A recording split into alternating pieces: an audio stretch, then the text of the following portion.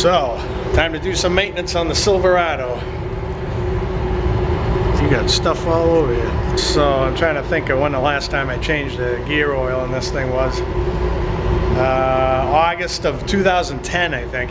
I don't drive this thing much, it's only got about 50,000 on there. Am I doing my math right? Yeah, about 50,000 miles. I've had Amsoil Severe Gear in there since it had 40,000 miles on it, so we're at about 97 now. I'd have taken it apart, figured I'd bring you guys along. Timber. Yummy gear oil. Yummy, yummy. I've actually never had this cover off because the last time I did this I sucked it out with a vacuum device. Actually don't look too bad. I'm going to bring you over here and a closer look at this good stuff. Bad for 50,000, I guess. Alright. Well, it actually came off pretty good considering it's never been on.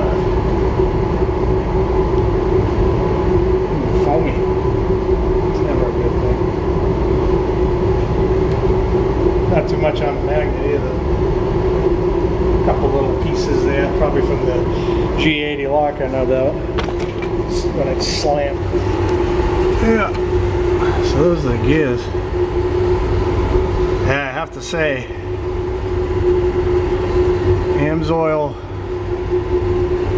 Amsoil's some good stuff. Because I don't see hardly any wear on these at all. Yeah, it's like nothing. It shouldn't. I mean, it's only got 97,000 on it, but with the amount of stuff I tow with this thing, I kind of expected to see a little bit of wear. And I'm not gentle on my equipment, you know. I got a trailer on. I'm still doing 70, 75 on the highway. I'll have to release the e-brake, spin these things around a little bit, see how everything looks in there. Just noticed something on the magnet here. Got a closer look to it. There's actually some good sized chunks of metal in there. So I started poking around in here. Spider gears, got some chunks taken out of them.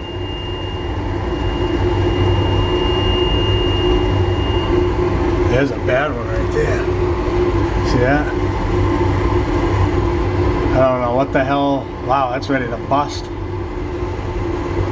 don't know how that happened. But I'm gonna have to do some investigation on that.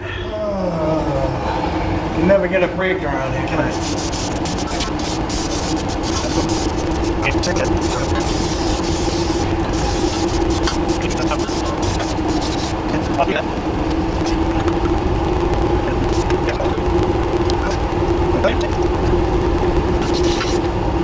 Ah, boy. Gotta love it. Might be time to put a locker in this thing. Can't get a break this year. Air compressor fails. Now I got my differential that needs work.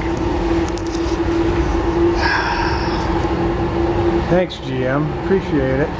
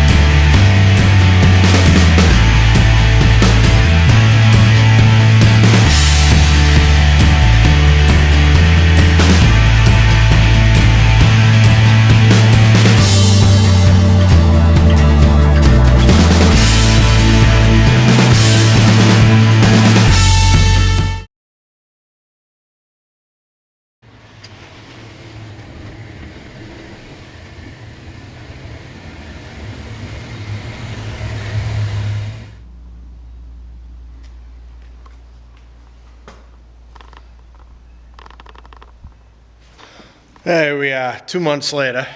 Finally got the parts for the differential here on the Silverado. So we're gonna go ahead and start tackling that. It's mid-May and the temperature is about the same as it was last time I had this camera rolling on this toilet. Sucks. I'm gonna have to turn on the kerosene heater for a little bit and get this place warmed up. So that's that. You guys saw the pictures. I'm gonna get started installing this guy.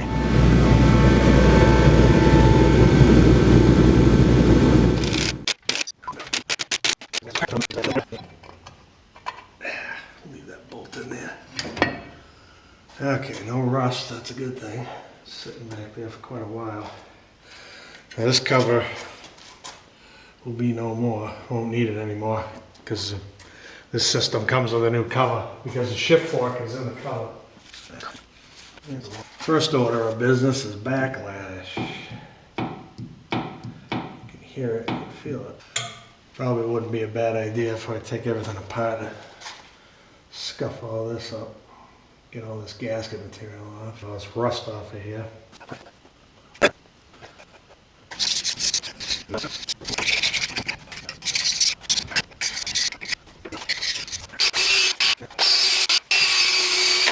That was pretty light rust, so it came right off with the light wire wheel. And I got little pieces of wire in here, so it was a good idea to cover it.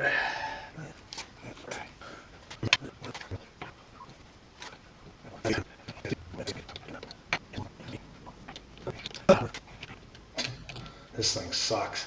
I'm the biggest fan of this thing. Whoa. 10,000. It's kind of quite a bit, isn't it? Holy crap. That could account for the noise I'm in hearing. Clunking. And I tell you, I bought this truck brand new. That clunking started at 2,000 miles. It's got 97,322 on it right now. Wow. That's like 10 point something. That's a lot.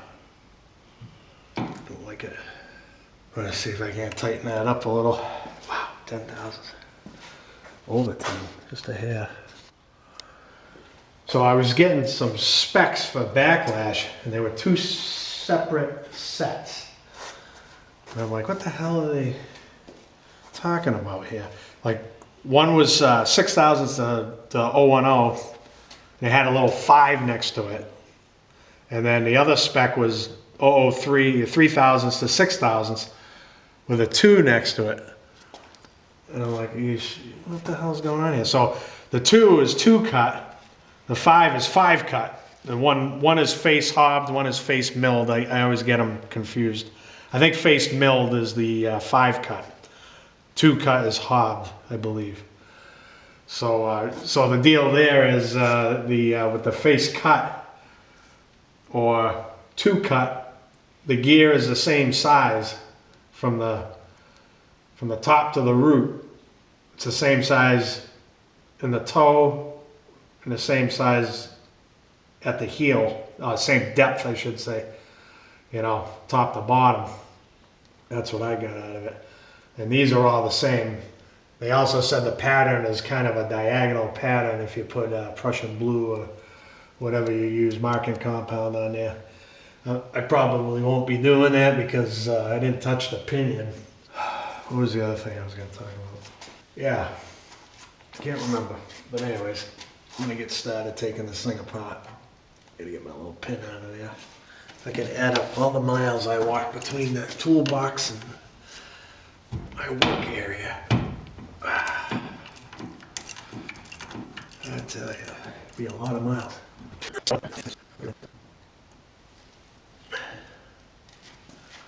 Here she comes.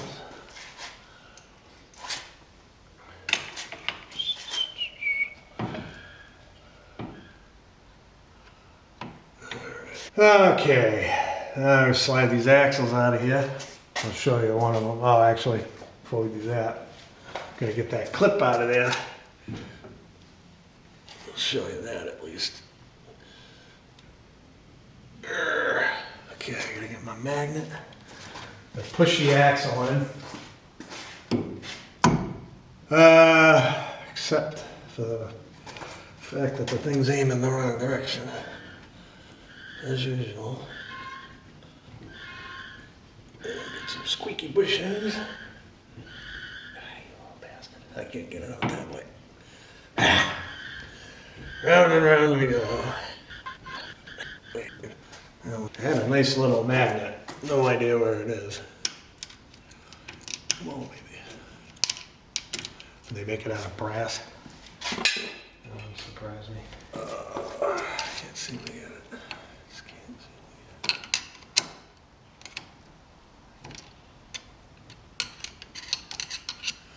it. I can't even get in. They have this big magnet. Oh, it's gonna make me mad. Come on now. Yeah, I'm not even gonna be able to get this out of here. Stupid.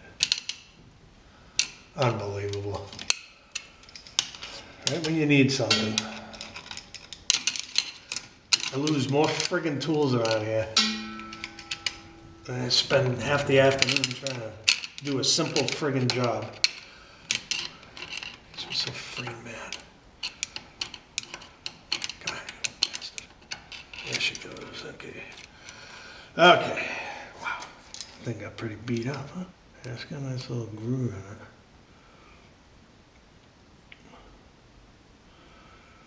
Probably should have bought some of these. So we already got the drum off.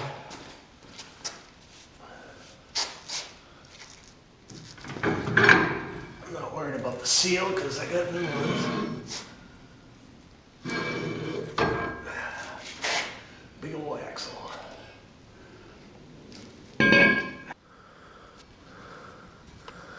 I wouldn't say it's beat up, but it's definitely got an edge to it. It's been hit a few times. That's what blowing it out sideways, hammering on the throttle, driving around Mass. So there's the brakes and everything. And I didn't get any bearings for here. I only got carrier bearings, but I got a new seal. So we'll be changing that in a little bit, but I want to get this differential taken care of first. So we got that axle out. So now I just got to do the same thing over here, pull that drum off, and once I get that done, then we'll start on this. So I got the caps marked. This is right top. Come on over here. We got left top. These caps only go one way, so they got to be facing the right way and they got to be on the right side. I was looking through the axle here and I got a whole bunch of metal in there. I could see all kinds of sparkly stuff. I don't know what you're going to be able to see here, but I don't know if you can see. But I'm going to have to clean that out of there. I'm starting to wonder if I should have just rebuilt this whole diff now. Because I think all that metal kind of went through everything. The bearings are kind of marked up, but they didn't have a whole lot of slop in it. And they don't feel like they have a ridge in them. So not too worried about it, but I don't know. Spent enough money on this piece of crap. This is what it is, I guess. 16 millimeter. Do I have to do this one first? I always say to tighten the right one first. What else things at? Okay. Oh boy.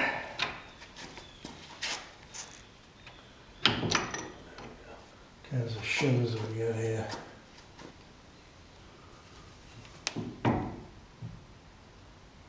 Doesn't look like there are any on the outside. But I come out of there pretty easy. That was a shim. A big one. Let's see where the hell that came from. That was it.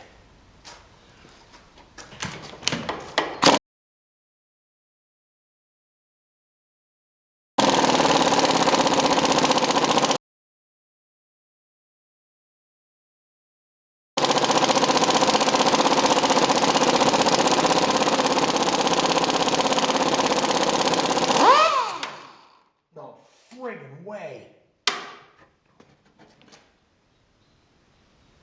It friggin' broke.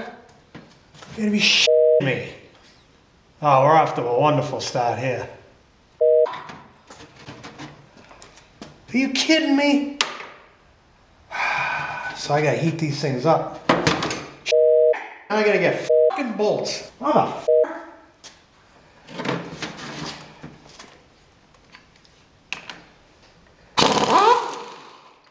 Oh, that friggin' reverse thread, you dummy!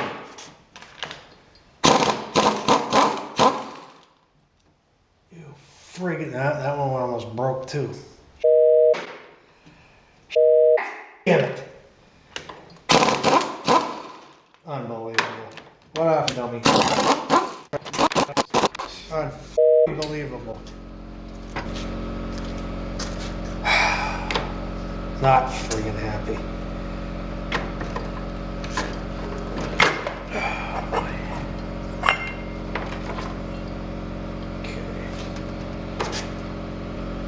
Now I gotta get that out of there.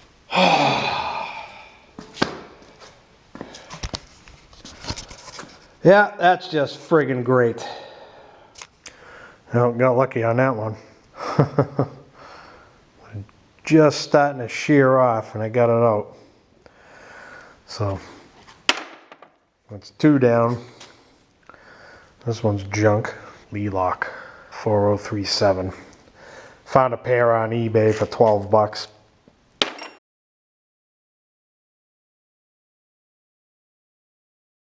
The part number corresponds to the front differential, but it's the same thread pitch, so I'm hoping it's going to work. From the picture, it looked to be the same length. So, now time to get this out of here. Boy, this is going to be fun. Nothing like making more work for yourself, you know? The job ain't difficult enough. I'm going to deal with this. And what pisses me off is I knew better. I knew these were left-hand threads and forgot. Because I looked into this 2 months ago when it was fresh in my mind, waiting for these damn parts to come in. I'll tell you.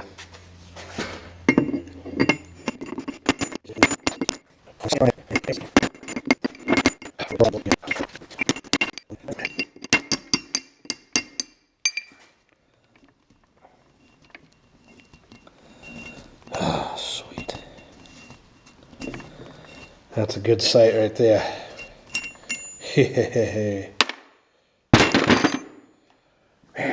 Use your head next time. Now that is the thing of beauty right there. It's the thing I've waited 8 long weeks for. It's very simple. You can see how it works. That shift fork that's in the cover just goes into here. I can't do it with one hand. That's it. Boom. Just goes a little further than that, but you get the idea. That locks it in and it defaults to this position with springs, which is regular open differential. And speaking of that, I took this piece of garbage apart. If I could find a smoking gun for the cause of the damage. I took the governor apart. That's the G80, the infamous G80 locking assembly, and here's the governor. I thought one of these weights broke off, but thing's perfect. There's not even any chips or nicks or nothing in there. That's that center piece that looks like an eye. That doesn't really do much. Some of these plates, you know, got some metal on metal here. I'm fairly certain that shouldn't be that way. Not exactly sure how this is set up. I've never done one before, but I know if I'm doing motorcycles, you never have metal on metal plates. There's usually a friction that goes in between, but these were just like this, on top of each other. And you got a friction here, another friction below it. Unless maybe I got them mixed up. I might have done that. But I know one of these is burned up. Yeah, see this one, it's got friction on that side and it's pretty polished up on the other, so I think this whole system was toasted anyways. But you can see the side gears are still good. This one's still good. This must have been the passenger side. Stack more plates. This one's got the gear. And of course, this is the one. Is this the one that's damaged? Yep. Looks like it took a big chunk right through these two teeth right here. That middle one right there got the worst of it. So all that because GM always looking to save a buck, cheaped out on the metal. I've never seen this happen in my life. I've driven a lot of cars. I've abused the crap out of a lot of cars and trucks with open differentials, with lockers, and I've never in my life seen this happen before. Look at all the teeth. All the teeth are chunked right off, and there's no reason for it. And if you go on YouTube and look around, it seems I'm not the only one. I just saw a 2008 Tahoe where these gears were completely rounded off, you know, because the owner probably didn't notice it, didn't hear the noise, or didn't care and just kept driving it. Who knows? It's freaking ridiculous. Welcome to the 21st century. Pay 30 grand for this thing and ends up being a piece of crap 12 years later. It's only got 97,000, so I didn't get used all that much.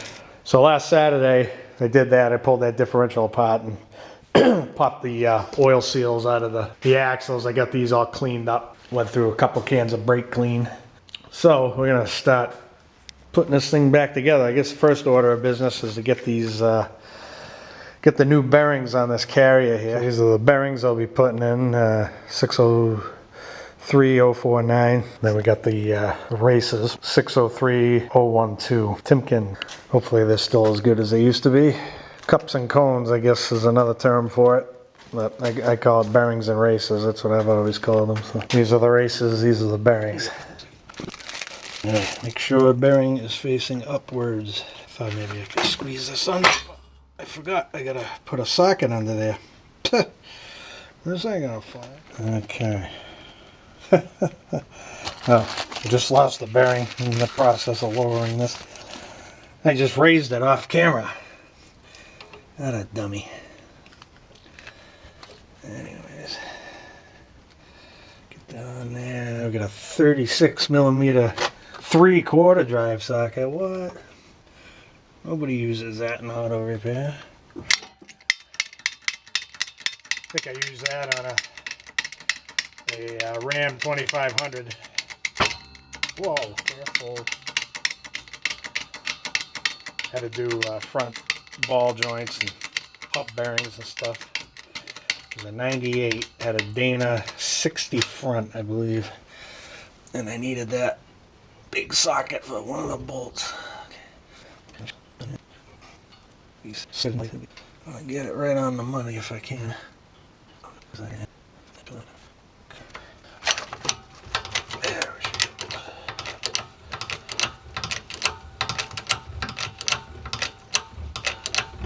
Yeah, definitely a press fit.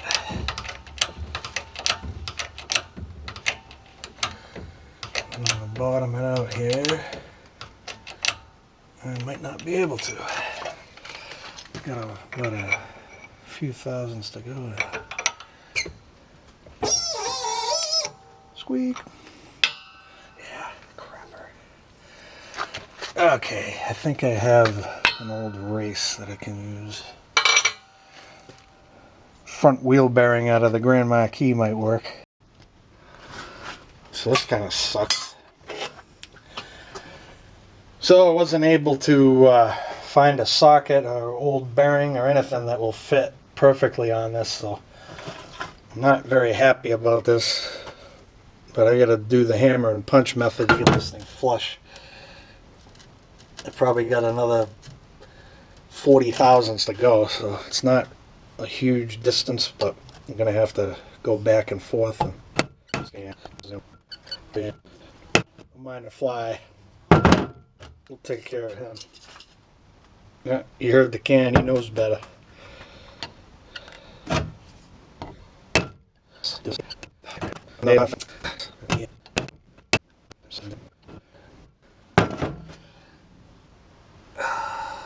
So close. I want to just whack it with a hammer, but it'll smash up the ball bearings. It's kind of humid out there today. Finally got up to 80 for the first time this year. Pretty happy about that. No more being cold, at least for today anyways. Tomorrow will probably be 50 as usual.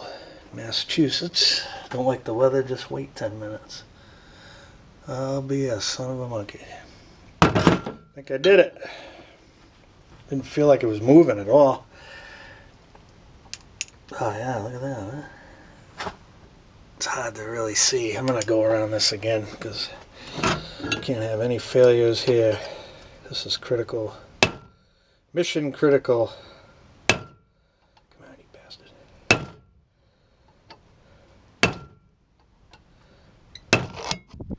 Down you go. You guys okay? Stupid thing. You guys went for a ride there. Come on, don't break the bearing, you jackass. This is just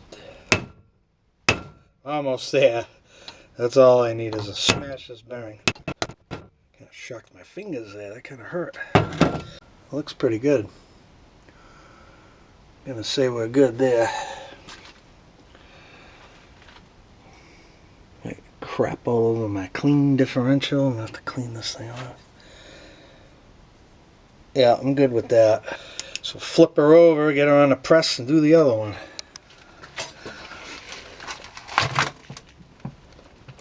Oh, I don't like that. It's the only way you can do it, really. Yeah, it's got enough.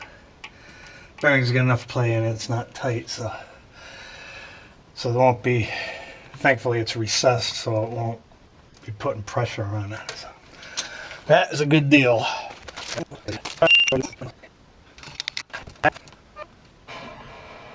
You're on YouTube. I said you're on YouTube. Oh. Alrighty. Little interruption from the wifey.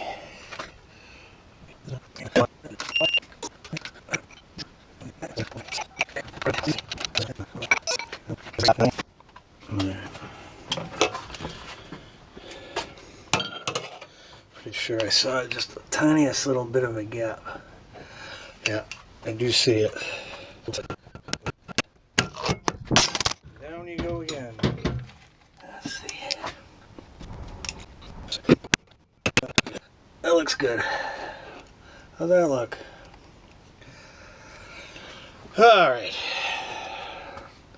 One step closer. Looks pretty good. See, it kind of nicked up the differential, but bearing is on to where it's supposed to be, just slightly below the surface. And go ahead and get this thing installed. This thing's got 4 pinion gears, which is great.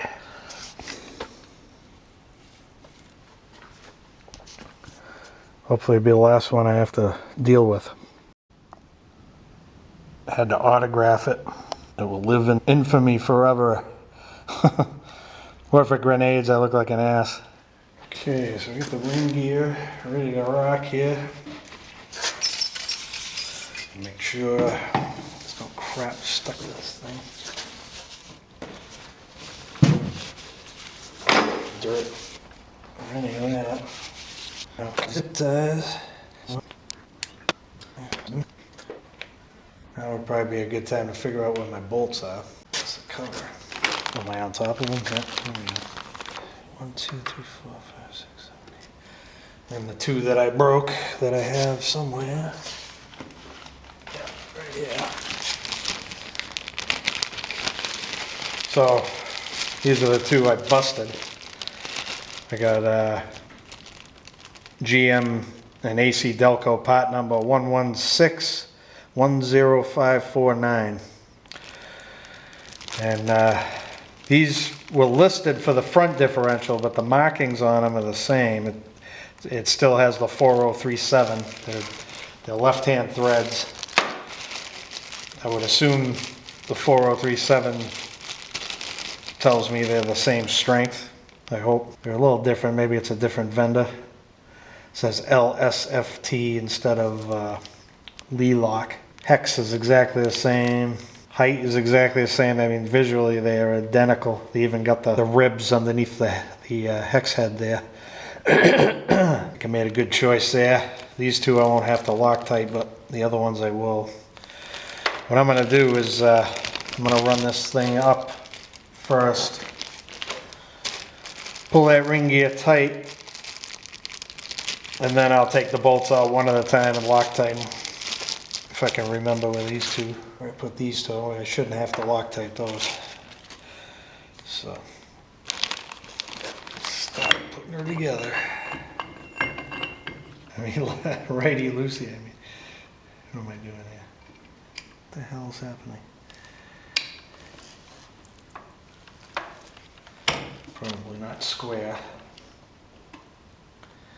There she goes. That's what the problem was. 19. So I have to go reverse backwards to tighten, which means it's going to be putting the maximum amount of torque possible on it. I'll try and do this very gingerly.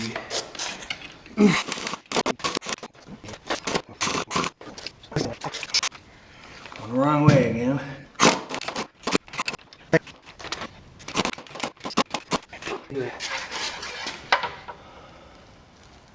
Boy, was that tight.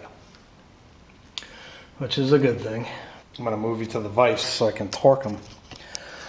Didn't think of that. I'm going to look up the specs real quick. I think we're ready. Got some high temp medium strength Loctite. No, it's not. It's Honda Lock. It's basically the same thing. It's going to go with high strength, but if I ever have to change these ring gears, I want to be able to get them out relatively easily.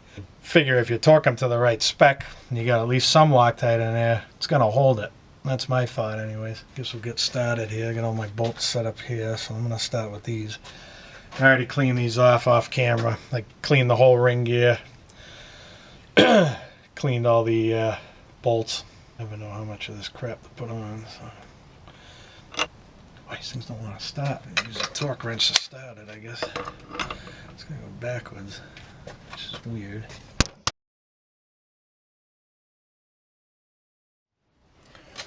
And you guys got knocked over again, of course. I'm trying to get this in here. Oh, she's going. So I want to torque this down right away. So don't set up on me. 50, 65 foot-pounds is the torque spec. Oh, and I got it on the wrong side because I'm going backwards. The needle doesn't spin that way. 50, I gotta figure out where the torque goes. 50, 65 right there, okay. Boy, it's pretty tight, I must say. Yeah, I can't even see. 60.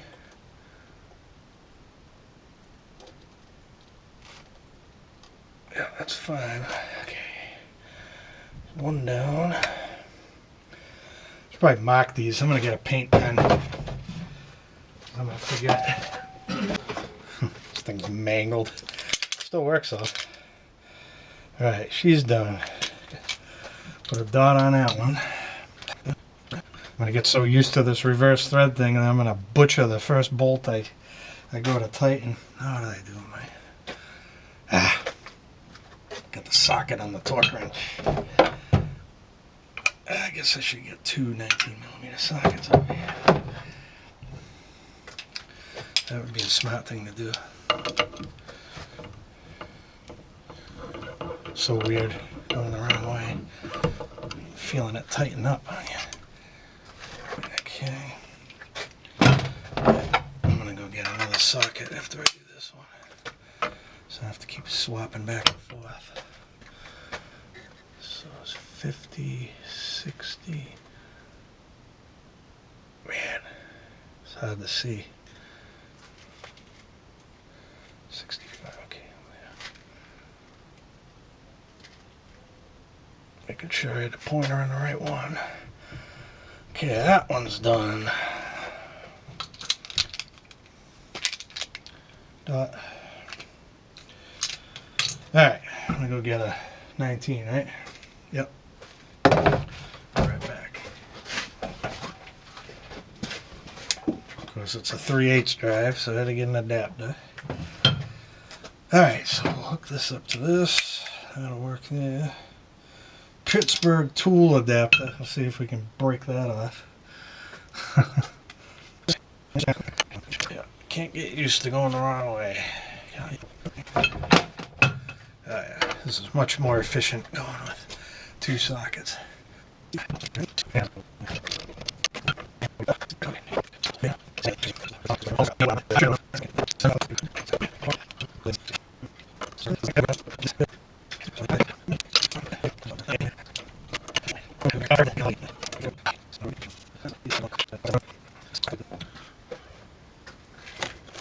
I'm gonna knock the camera over. Of course.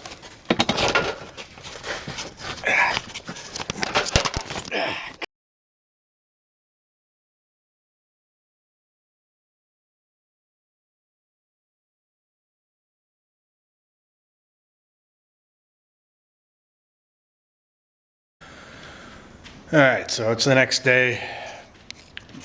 Had some time to think about things. I was kind of worried about how easy that thing slid into the carrier. You know, the carrier slid into the case there. The more I thought about it, it came out a lot easier than it went in. I actually had to tap the shims in. When I took it out, yeah, I mean, I could have put those shims back in with my fingers. I mean, there was a lot of slop. I wouldn't say slop, but it was in there really loose. It was like next to zero preload on that, on the bearings there. So kind of been thinking about it. I didn't touch the pinion, so not all that concerned about it that much. I got the main thing is I got the backlash a lot tighter than it was. I went from, it was over 10 thousandths. I checked it a bunch of times. I probably should have checked it in a bunch of different places. Actually, I'm gonna do that next on this, because I think I only checked that in one spot, but. Backlash is tighter just by having a new carrier assembly and new bearings. You know, it's probably more the carrier assembly, might be machining differences, who knows, I don't really know. Maybe my bearings were worn from little pieces of ground up metal from the spider gears that went through the whole works. Yeah, I'm not super concerned about it. It didn't make any noise. Like I said, the only reason this is happening is because I did a spill and fill and noticed metal in the magnet. Otherwise, I would have never known there was any damage in there. So, man, that stupid phone has been going all frigging morning, and it's all scam calls. So, just to make myself feel better, I'm gonna check the pattern. I wasn't gonna, but this is Prussian blue.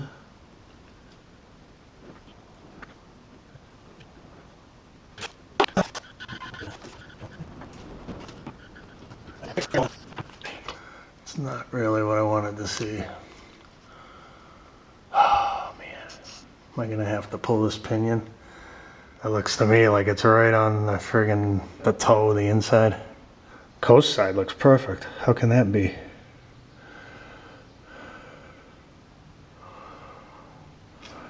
Man, not what I wanted to see.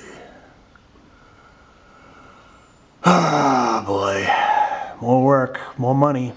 All right, so it looks like I might have overreacted a little bit here. This is the picture I had in my head of what I should be seeing. That's for new gears. And used gears, that's exactly what I have. And, you know, you look around the net and there's a million different opinions on this. Here's another one of acceptable patterns, and I see there's a drive, the one in the middle right there is, the drive is right on the toe, which is what I got. Except now they got the coast on the heel, which is weird. My coast is in the middle, and my drive pattern is right on the toe. Either way, this is acceptable. They got some weird shapes on here. I'm gonna take a look at mine again. It looks like, I mean, it's not right on the edge. It's kind of up the heel a little ways, but the coast is perfect, I think. It's, you know, might be a little towards the heel, maybe. Hard to say there. I think I'm gonna go with it based on what I've been reading. I would I would imagine the heel would be the strongest part of the gear. You know, maybe I'm wrong on that, but anyway, I think I'm gonna run with that. I already torqued the bolts. I'm gonna check the backlash a couple more times, and then we'll get that cover out and test fit that, make sure there's no binding or anything. Alright, so I just wire wheeled all the cover bolts to clean all the crap off of them. Realized I was missing one, so I had to go dig one out of my stash. Now I got it all mixed up. I don't know which one of it was. But anyways, bolts that came with the cover don't fit. They're the wrong thread pitch. They're too coarse, right size. They're too coarse. Yeah, these look like SAE. You see, they got hash marks on the top, so they're grade 5 SAE. These are grade 10.9 metric. So a little bit of a difference there. You're gonna be using those. 10-pound manhole cover. This is awesome. It's super heavy, and there's a shift fork.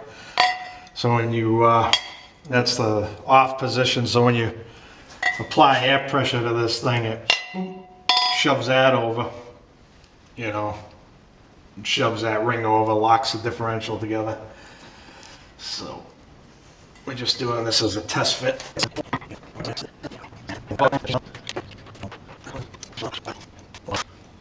It sure looks pretty, doesn't it?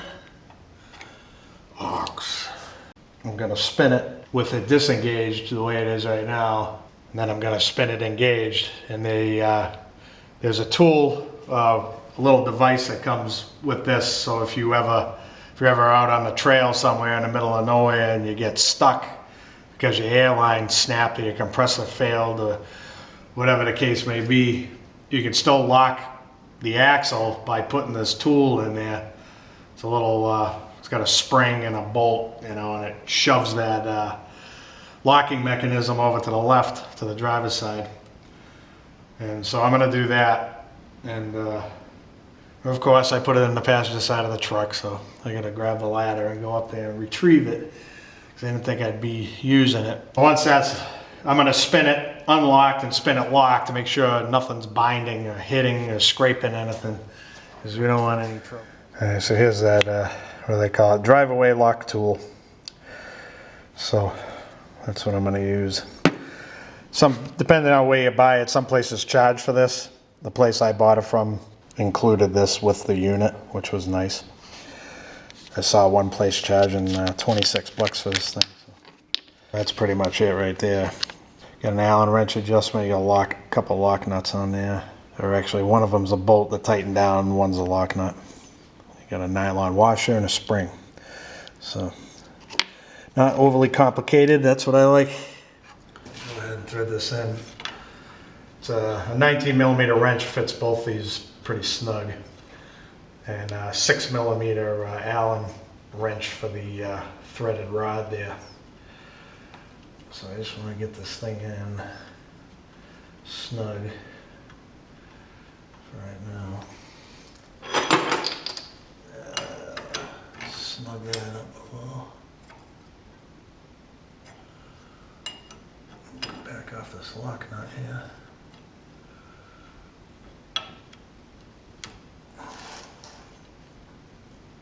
I'm gonna have to read the directions. Place spring in the cover hole, adjust set screw to make surface 1 meet edge 2. Surface 1. I don't know, maybe I'm stupid, but it doesn't make any sense to me at all. How are you supposed to do that? With the nut on there, you're supposed to take it apart and put it in there? Make surface 1 meet edge 2. If that's the case, then you wouldn't be threading this in here. It doesn't make any sense to me. Call that good. I might have it a little over tightened. So nothing's binding. That's all I wanted to know. All right, I read the directions again. I think I kind of understand what they're talking about. You got to take this out, put the spring in here. Okay. I should explain this better. Place supplied spring in cover hole. Then adjust set screw to make surface 1 meet edge 2. This is surface 1. By edge 2, they mean the edge of this bolt. At least that's what they're showing here, or the edge of the set screw. I don't get it. Set screw just touching spring. Oh, okay. Okay. I get it. So you want to do this. Back out the, oops, there goes the lock nut. Back out the set screw until the bolt gets close or meets the surface here. So right about there. So now you tighten the lock nut down. That was a little confusing for me. I have the brain power. All right, so now it's set. So now when I want to use this thing, I don't have to do anything because I just set it. So it's supposed to be just like this. I'm not pushing on it. It's just flush with the surface with the spring sticking out. Okay, and now I understand. So that's what mine looks like. I'm probably way too close. I got zoomed way in there, but that's what mine looks like. So it's got to fit inside there. You don't want the screw flush. You want the end of the threads flush with this surface. That took a little while. I got 2 brain cells. One's lost and the other's trying to find it. Alright, so all I'm doing right now is I'm going to grind 19 millimeter into the side here, so if I'm ever out and about, I know what size I need. The headphones users like that part. There's a part number for the drive-away lock tool right there. Oh my lord, what a battle that was. I just dug this out of there. Good thing I didn't have the camera rolling for that. I had to shut it off. That was frustrating. So I got these tiny little snap ring pliers. Luckily I found some bigger tips for it. Otherwise, man, I would never get this thing out of there. I'm gonna have to, it's gonna be another tool purchase, one of many that I need to make. Ah, man, I'll tell you, that got me fired up there. That was a pain. No idea. Okay. So, okay. Made me nervous there. How can you get this off without removing the ring gear? Okay, so you gotta remove that pin, push the pin back in. I got this little guy off. There's a washer on the pinion. Concave washer. Here comes the cross shaft. Probably gonna have to pull this pinion out of here. Let's take her out on the last bit. Yeah, that's the way pinion gears are supposed to look.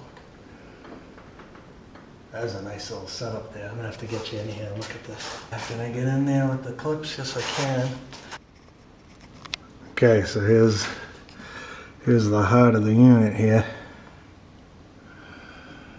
So you got your 2 side gears there, and I just pulled one of those pinion gears out. So there's actually 4 pinion gears in this thing. That is freaking sweet. 4 pinions. That's great. I mean, spider gears. What am I talking about? Pinions. So it's got 4 spiders. Pretty tough. I like it. And I got one of them sitting over here, the one I just took out. All right, so I'm gonna start feeding the axles in here and see if I can get my clips in. So I just put some Amsoil Severe Gear in here. And I labeled it too for them.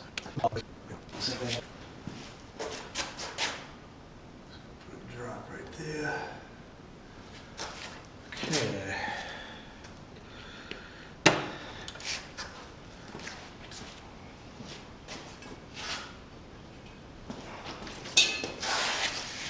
Okay.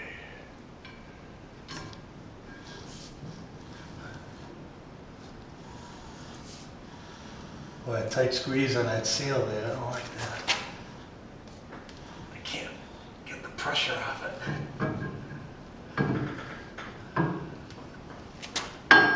Crap.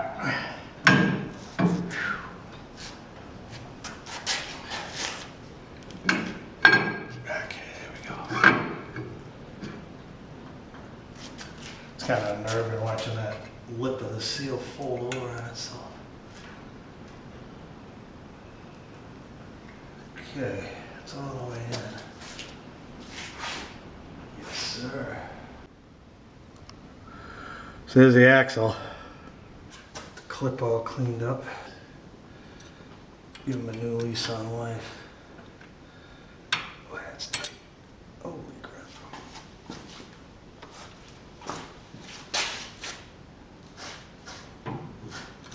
Wow, can't pull back. Not sure if that's in there right. Nope, was not. There we go. Now she's locked in there. I don't know why I can't get this in yet. There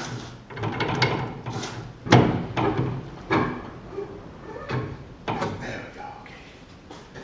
Flip these around. Boy, I best get a new magnet before I have to take these out again.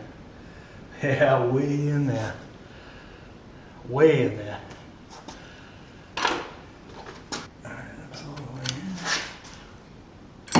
There she is, pink. And to reassemble.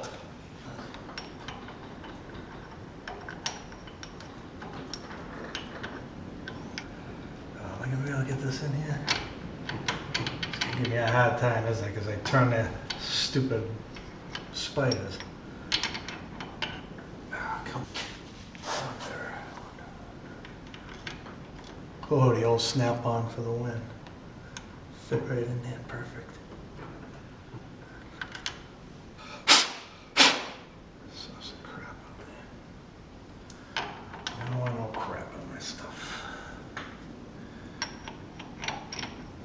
Try to get this rod in before I, there we go. Now she's going in. I want the convex washer, as you can see. And then we want this little piece here towards the little notch right there in the carrier. Okay, I got the pin. Showed some type of locking cap on this. I'm not seeing it. Did I lose it? That would be par for the course. Yeah, it says there's supposed to be a set screw in there. WTF. Well, I guess it doesn't really need to be one because there's a notch there. The pin ain't going anywhere. So in goes the pin. Yeah, see, it won't go in any other way but this way. Once it's in like that, there's no way that's coming out of there. So that diagram is wrong in the manual. That's it. I'm just gonna put the snap ring in. That was fun. This is where having a full floating axle would be very nice. To play around with this crap. You don't have to take anything apart. You just put your axles in and go. Sometimes there's a square edge and a beveled edge. I'll just go by all the butcher marks I made on the snap ring when I was trying to get it off. So this way. Boy, was that tight. I gotta invest in some bigger snap ring pliers. Boy, I hate these things, to tell you the truth. They make me mad. Oh, man, you just can't win with these. You know, I bought Blue Point snap ring pliers thinking they're good, but these are probably... I bought these for motorcycle work. You know, this is a little bit more heavy duty than that. Crap, I'm never gonna get this back in here. Oh, I'm already getting aggravated.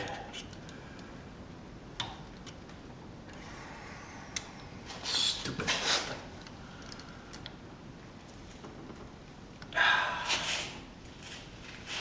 Oh, man. I just barely get that. Barely.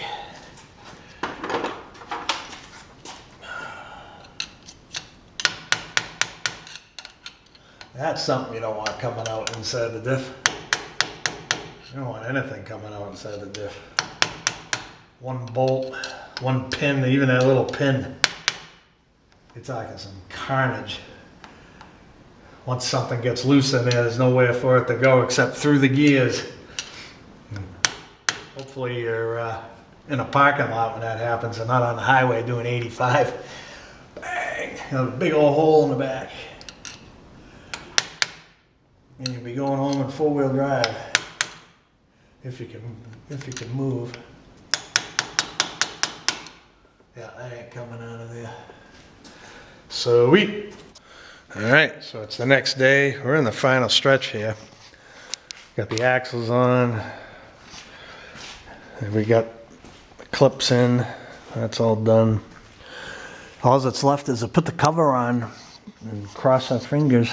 So I'm just gonna get the air gun and give it a good blast. There's still gear oil coming out of there. It's so weird. Oh, that might have come out of the axles. But anyways, yeah, we are ready.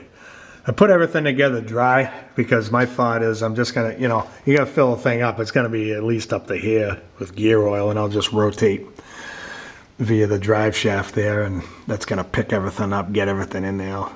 Then I'll spin the wheels independently. I'll lock it, unlock it, do all that fancy stuff, and it should be fine. I dumped some oil. You guys saw that anyways. Yeah, I dumped some oil in the axle bearings there. I didn't put oil on the axles, probably should have. It would have been a little easier on the seals, but the seals were loaded with grease from the factory, so I think they'll be fine. So I'm gonna get the anaerobic sealer going. I'm gonna do one more wipe with acetone around the gasket surface here and get this 15-pound cover bolted up. So that warning right there just freaked me out. I just pulled everything apart again. Make sure that conical thrust washer was still on the opposite spider gear, and it was all there. It was so perfectly lined up I couldn't see it, so I went digging around in there and made life miserable for myself, but it's all on there. And I don't think it can go far enough to fall out of sight and require you pulling it out again. At least I hope not, but I could see it in there, so I'm good. Alright, so I just took this whole thing apart again, trying to tighten up that bearing preload because I wasn't comfortable with it. Did it all for nothing. This shim kit I bought from Summit is the wrong friggin' size. They're too small in diameter.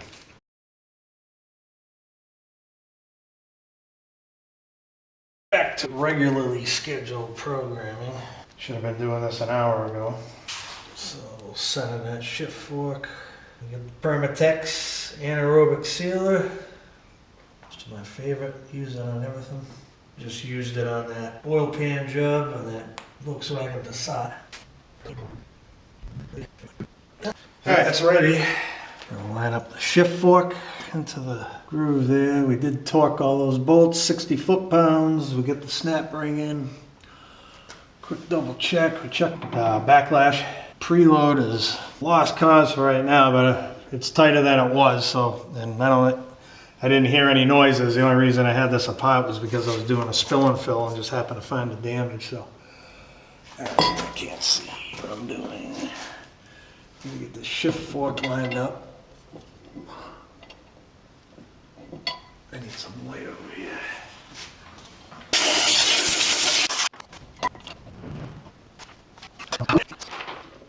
Phew.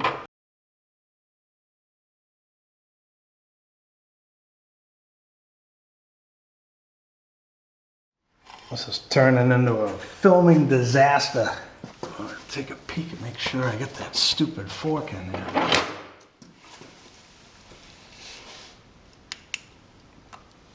If I can't, of course I can't.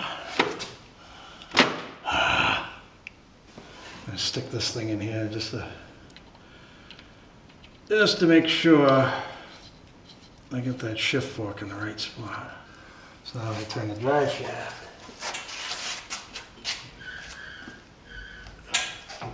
Should spin the same way.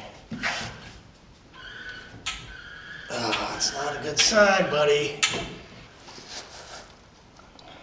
Damn it. I gotta take this thing apart again. Boy, batting 1,000 today.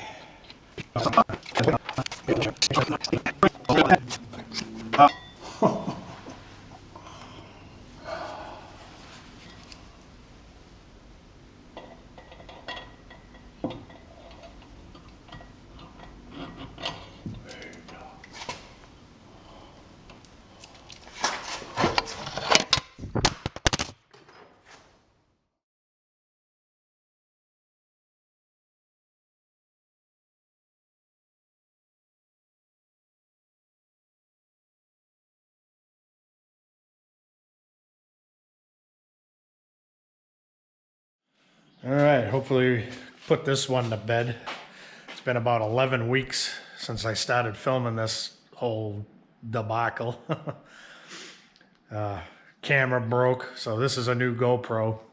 It's probably gonna look weird with the fisheye view. I'm not too crazy about that. I'm shooting in 4K, 60 frames per second, minute, whatever the hell it is. So I don't even know if my computer is gonna be able to handle this, but we're gonna find out, I guess. But anyways, just wanted to put this one to bed. Finally get everything hooked up. I was waiting on, okay, this is a fitting I was waiting on. It's a push to connect fitting and a 1/4 inch NPT on the other end. And this was the only fitting that wasn't included in the aux locker kit. I had to order this, took forever to come in. They're stupid money for what they are.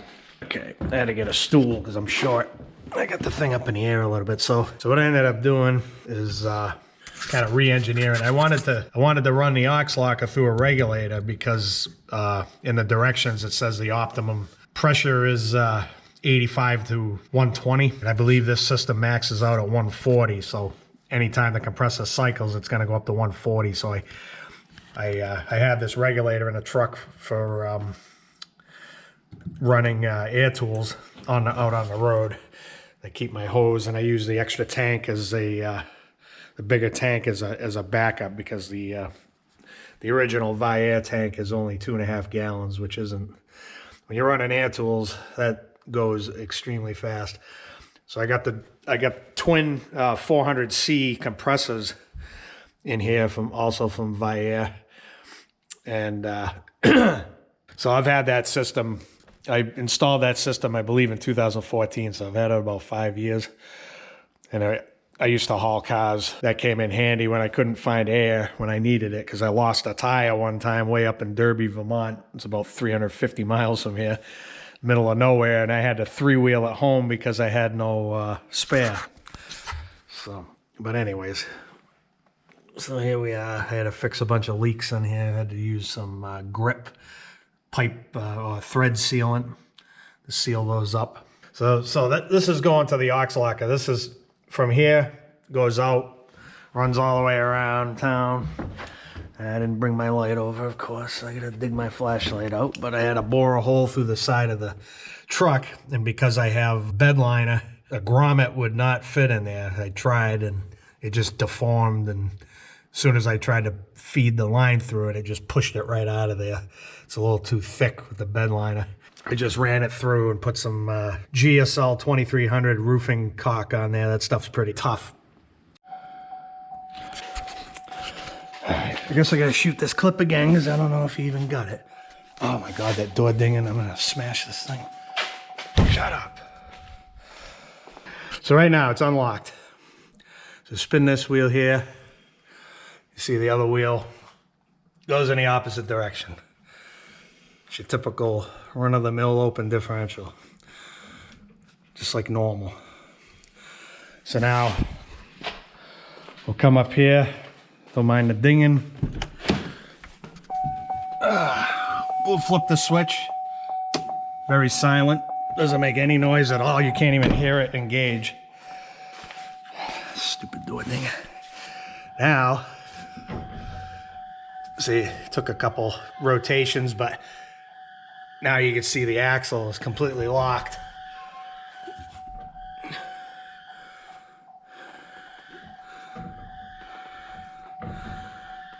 Locked solid. Oh, I'm pulling it backwards. It's harder to pull it backwards for some reason than it is to go forward. But it's locked together, which is great. And then there's a vent in the switch. I was wondering, can't stand that noise. So I was wondering when I first got this thing how it dumped the air out of the line, because of course nobody explains the technical details of stuff like that. Well, I want to know, because you turn a switch on, you supply pressure. When you turn a switch off, it's got to be able to blow that air out, otherwise it's going to stay locked, especially if you got no leaks. So well, come to find out, it blows off through the switch. The switch has its own little vent. Here we go with that annoying ding again. But right now it's locked. You'll hear it blow off when you shut it off. Now I can feel the air come right out of the top of the switch here. So it vents right out. And now we should be back to an open diff, which we are, as you can see, spinning opposite directions.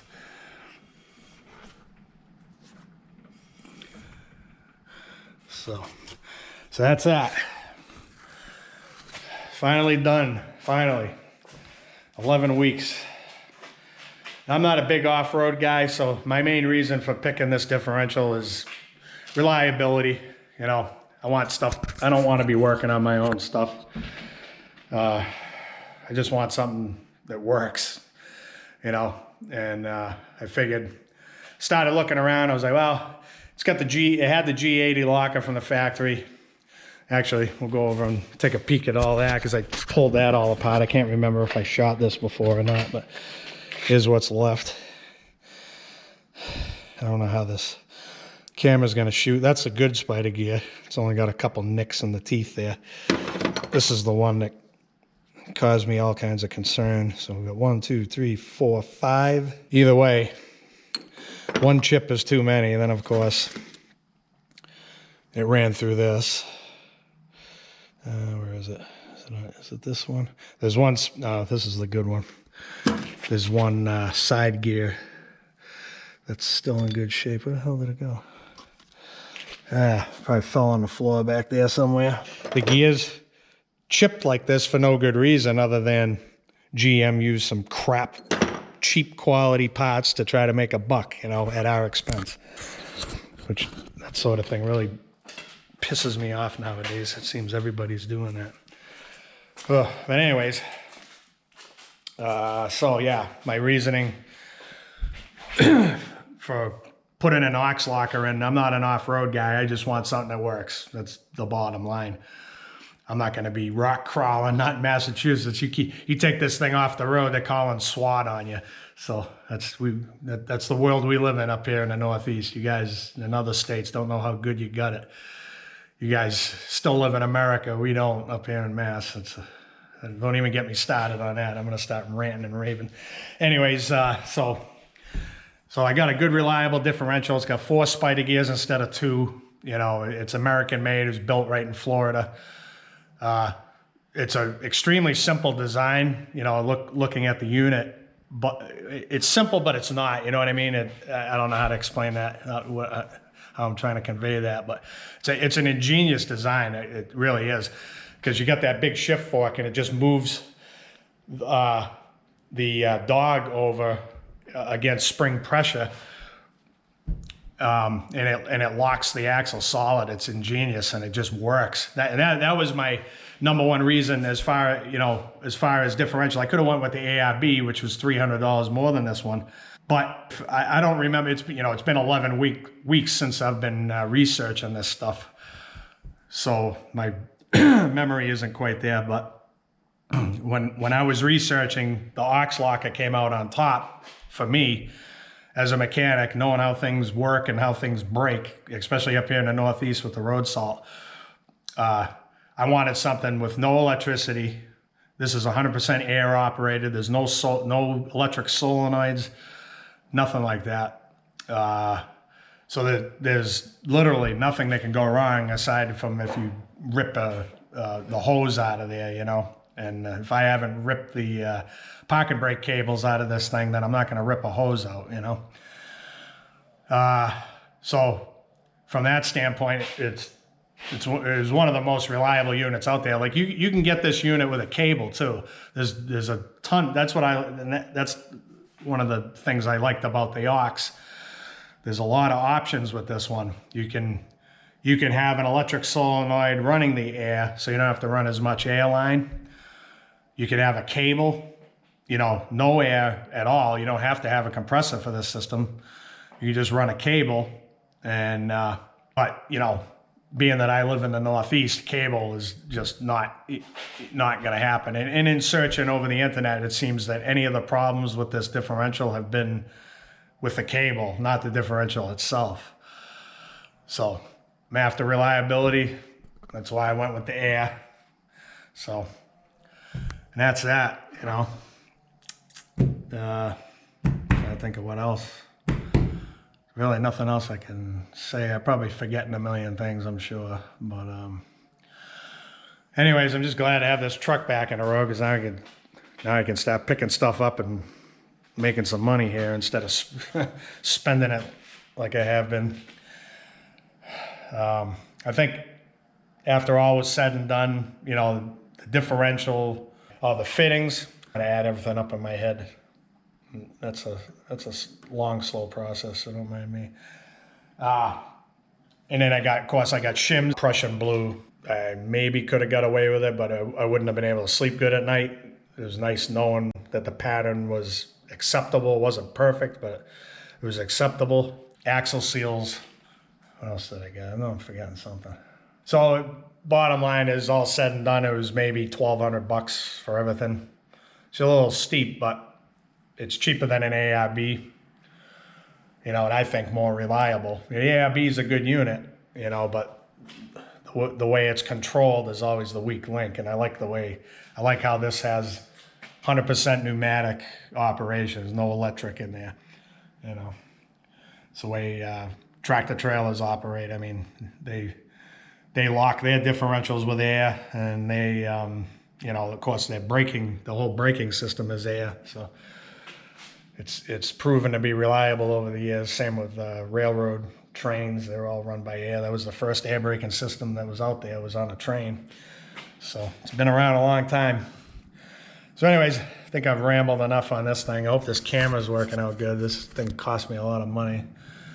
Well, it hasn't lately. It's just hemorrhaging money year this year.